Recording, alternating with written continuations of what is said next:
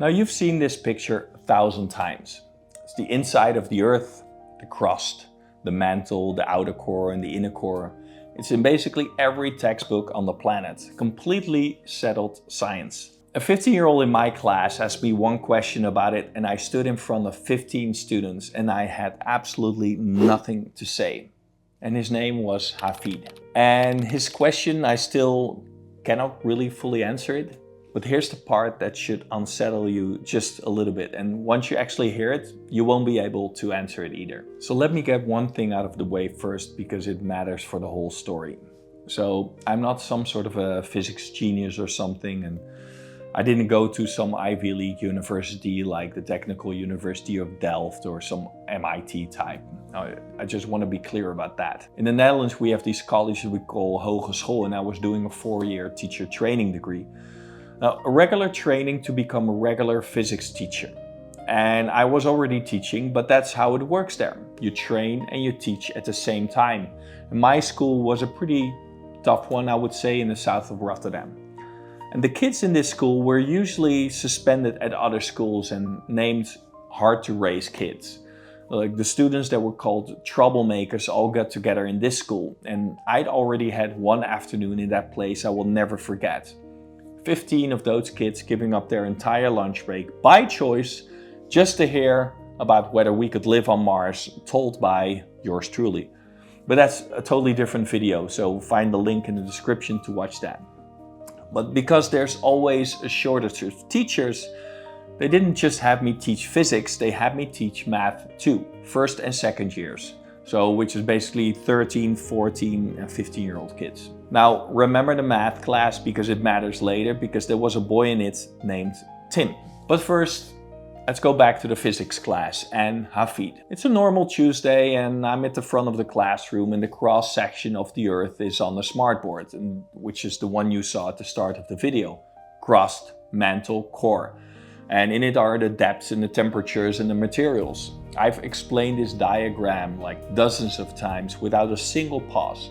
And this boy, Hafid, puts his hand up and he says, excuse me, sir, how do you know the Earth looks like that?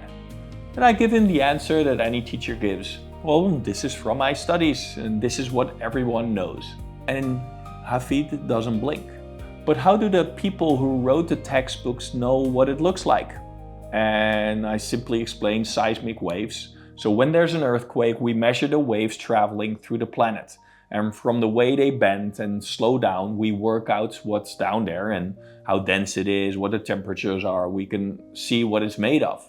This is reasonable, scientific, true, it's proven data. And Hafid looks at me and he asks the question that almost ended my certainty, And he says, but have they actually been inside the Earth, to check? And I said, no, of course not. It's the pressure alone, it's impossible. Nobody has ever been down there.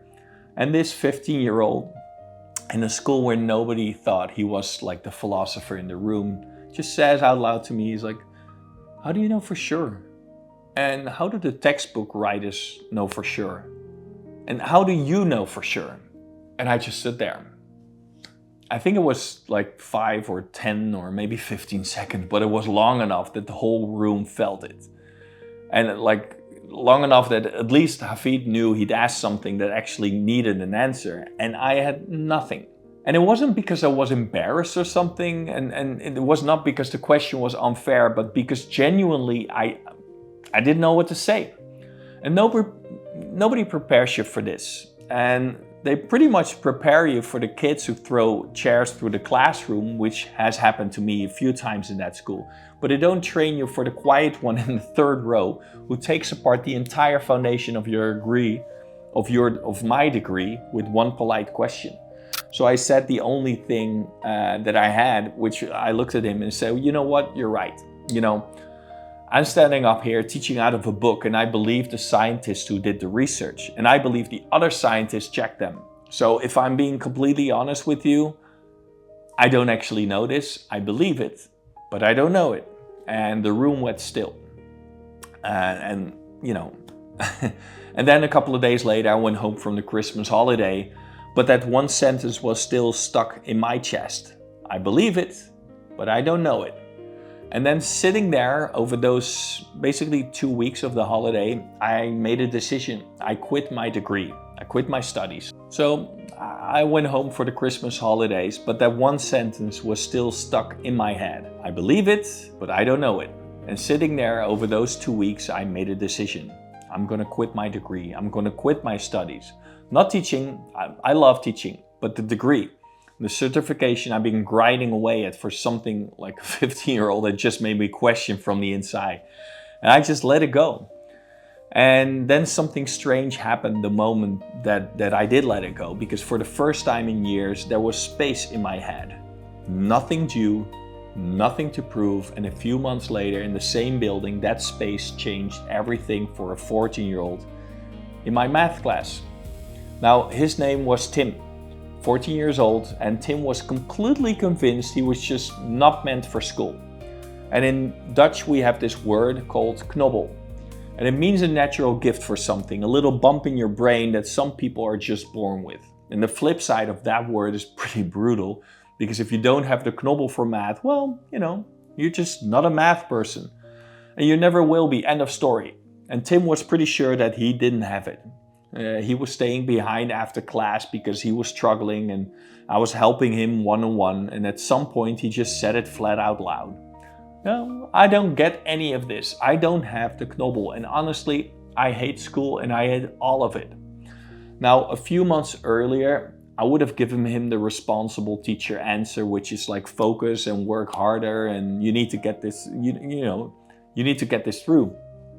And I have to be honest, I was pretty good at making people believe that they could be good at math as well, as soon as they start getting some things right. Because when a student suddenly understands a math problem, the brain releases dopamine, which is a chemical that creates a feeling of reward and achievement. And that moment of success lights up their curiosity, and it builds confidence and makes them eager to solve the next problem. And the truth is, most students don't really lack a math brain. They simply haven't experienced enough of those moments where learning basically feels rewarding, So normally I would have tried that with Tim as well. I think I actually did before that, but but this was after Hafid, and this was after I already quit my study, and I already stopped teaching from certainty. And I actually started listening to these kids instead of just managing them. So I didn't give him the responsible answer. I said, forget about math for a second. What are you really good at? And what's the one thing that you love more than anything in the world? And without hesitation, he said, skateboarding. And here's the thing, at that point, I genuinely didn't care about any of the rules. I'd already quit my job. I was just finishing out the year. So I told this 14-year-old something a teacher probably isn't supposed to tell him. And I said, you listen to me. In America, there are kids your age making real money from skateboarding. Sponsorships, going pro, getting paid to do the thing that they love. And that exists. I'm telling you, it actually is possible. It is genuinely within the realm of what a person like you can achieve if you put your whole mind to it. And if you work harder than anyone else around you. I said that. And I basically gave a 14-year-old a full Tony Robbins speech in the back of this dusty math classroom. And then I said, as your teacher, I'm probably not really supposed to tell you this, but if you have a true passion and you can make a living with this, just do it. Go out there. And now go outside and show me how good you actually are. And he did, and he showed me some skills. So we went outside with a skateboard and showed me some normal skills. And then the year ended, and I went off and lived an entire life and traveled for years. I went to India and everything after it. I went to China. I even taught in China, but that's a different story. But eventually I came back to the Netherlands. And one day, maybe 12, maybe 10 years later, I'm back in the Netherlands. And a video comes up of a professional skateboarder, and a really good one. One of the most distinguished skaters to come out of the whole country. And somebody had made a full documentary about his life. And it premiered at the International Film Festival in Rotterdam, one of the biggest film festivals in Europe. And it was called Zombie, as in the resurrection of a kid the world had basically written off. And I look at his name and I see Tim Zahn, and I look at his face, and then I see the documentary. And it's him. This is Tim. This is the 14-year-old who was sure that school wasn't his thing, who hated school, who I told that the thing that he loved could actually be a life.